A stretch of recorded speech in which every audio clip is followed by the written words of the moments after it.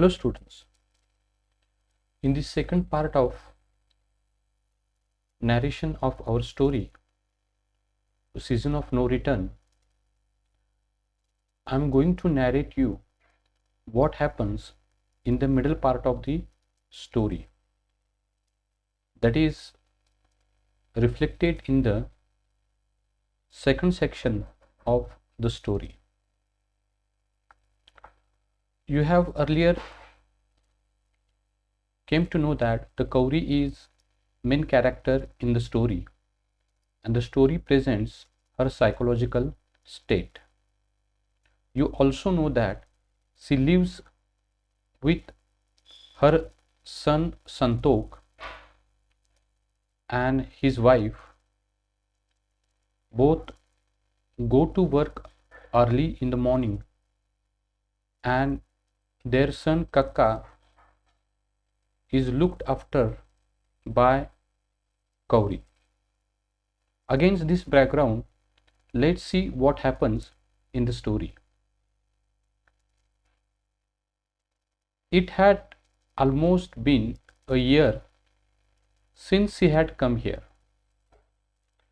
It was mainly to help her daughter-in-law through the pregnancy. However, this was more of an excuse to find out how attached this daughter-in-law was to her. The one whom her son had married of his own accord, disregarding the wishes of his parents. All their relatives had made a big issue out of it, so much so that she had found it rather difficult to show her face anywhere in Biradari. No marriage procession and no rituals. Who knows which caste she really belonged? But he had insisted on bringing her home and settling in only with her.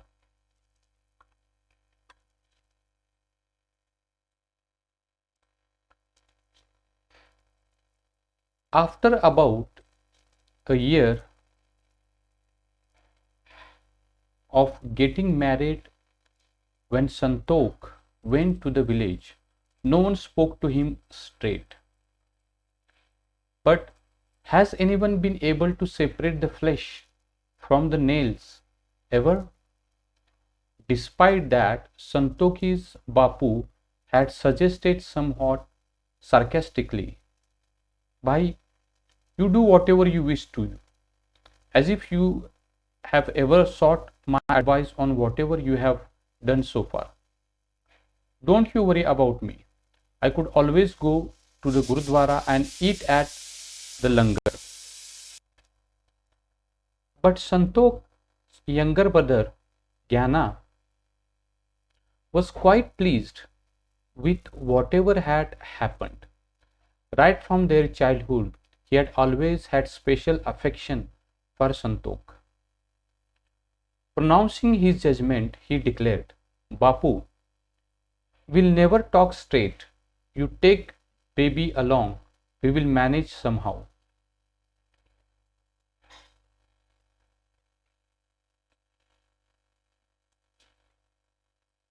Caught in dilemma, Kauri had accompanied Santok, albeit reluctantly. The vision of the foreign land, thousands of miles away, that she had at the time of leaving home had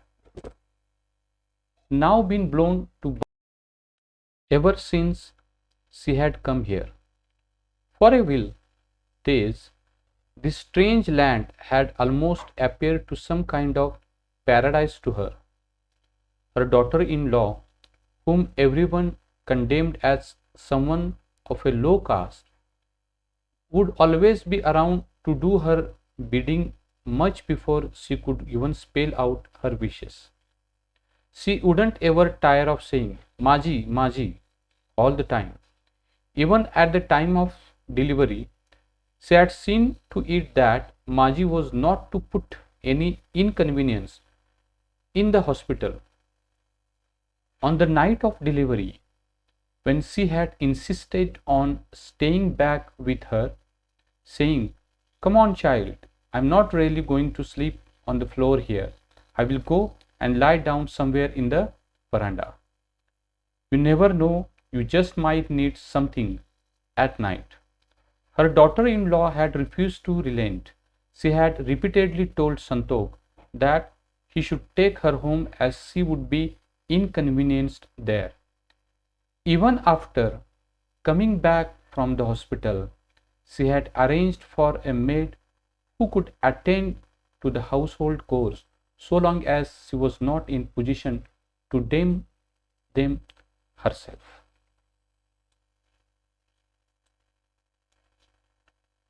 Every Sunday,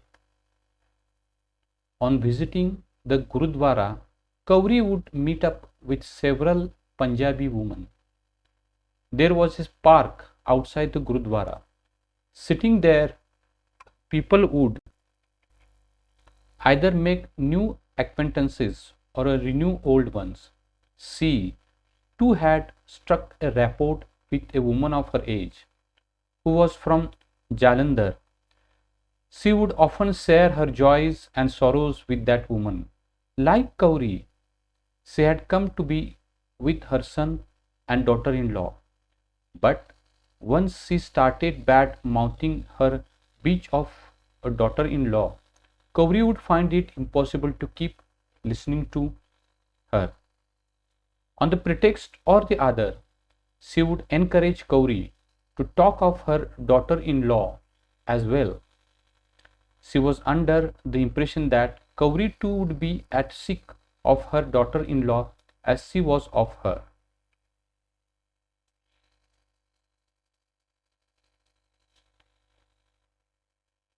Despite her best efforts, when she had failed to get Kauri to talk ill of her daughter in law, she began to think of her as the Blessed One. By and by, that woman became somewhat envious of her lot as well. So many times, Kauri wanted that she should rubbish her own daughter in law just for the satisfaction of this woman from Deoba. But what should she do? Say, what kind of problem should she talk about? Both the son and the daughter were well placed in their respective job. The daughter in law was teaching in a college, while the son was an engineer in a factory. They had been allotted an official quarter by the government, which was as good as a bungalow. Everything one needs in the house was available at home. In the very first week of her stay, her daughter in law has found all out about her needs. Thereafter, she never had to spell out any of her needs.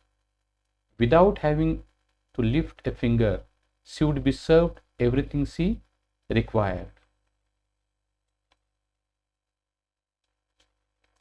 Sometimes Kauri would think to herself, what is paradise? Such a wonderful son, daughter in law, a grandson as bright as a moon, a house with plentiful of everything. What more could paradise be? Still, occasionally, she would start feeling rather restive, apparently for no reason whatever so are. In the past 2 months or so, she had told Santok several times over, "Kaka, please take me back to the village." But every time he would say the same thing, "What are you going to do there?" Then he would explain to her painstakingly, "I write to Ghana every month. He always writes that Bapuji is doing fine and that baby should stay here as long as she wishes to. You tell me, are you being inconvenienced here in any way?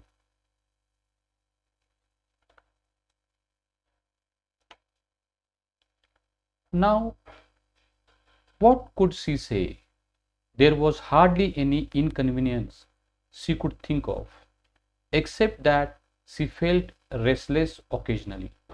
Sometimes she just wanted to wing her way back to the village. Such were her moments when her nostalgia for home would grow into a nagging obsession to a point where she would start dreaming of her village at night, the open courtyard of the house, the children frolicking about there, Gyana's son Melu and his daughter Karmi, their hands dripping with fresh cow dung. They would be running around the manager, bursting into loud gaffos as they chased each other. Then she would ranting at them, why don't you stop it now? What kind of game is it?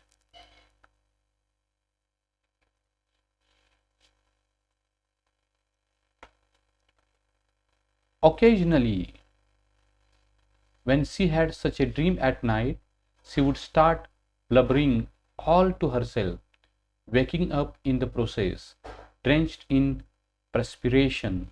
She would first glance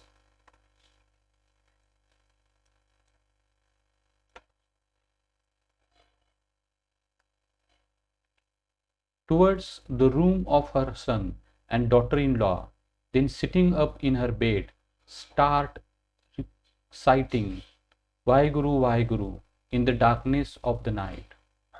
Sometimes she would get rather upset about the fact that this place would neither get so unbearable hot in May June as to make her yearn for endless glasses of cold water, nor would it get so cold in the winters as to drive her to sit next to the fire or warm herself.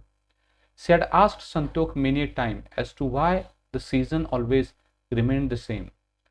Laughing it away, he would often say, Maji, don't you like this season? People in Punjab must be really earning for this kind of season that never turns.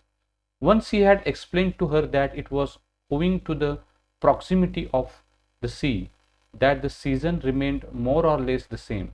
It had really surprised Kauri to know that there could actually be some connection between the sea and the season.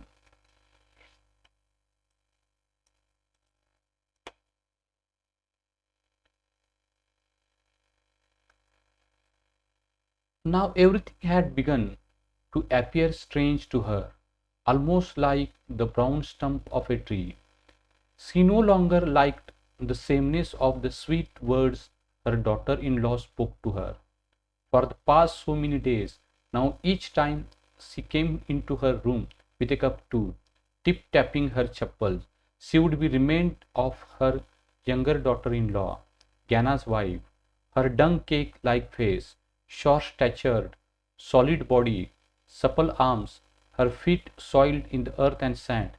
Everything would run before her eyes almost like a movie. That moment, she would even get to hear her loud, robust voice. Will you come here or not? Should I teach you a lesson? Then, and then she would suddenly have a glimpse of both the children cowering behind the chula. Kauri would even hear the soft voice of her daughter in law drifting across. She heaved a basket full of dung cakes over her head, almost tiptoeing out of the house, saying, Nee Bhebji, just be careful. Don't let them come after me. They're fighting with each other. These two will tear my chunni off.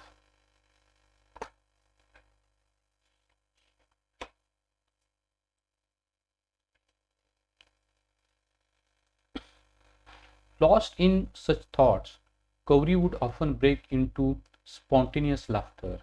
Suppressing it between her lips, she would again start staring towards the door of her room, which led to the room of her son and daughter in law.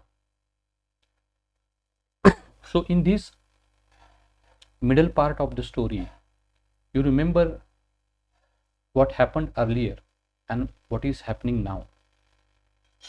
Kauri is living with her son Santokh for last 1 year. His wife was pregnant. At that time, she came here and helped her lot. Daughter-in-law also took care of her. But it's almost 1 year, and now Kauri has become nostalgic. She also now tired of the sweet words and behavior of her daughter-in-law. She compares her image with the image of her younger son's wife, who works under the sky in the open yard of the house in the village. She also remembers the son and daughter of her younger son. You come to know, you meet in this middle part of the story few more characters, that is Kauri's husband, the second son Gyana, his son and daughter, his wife, and all they appear in the mind of Kauri, and she becomes nostalgic time and again. Thank you for your listening.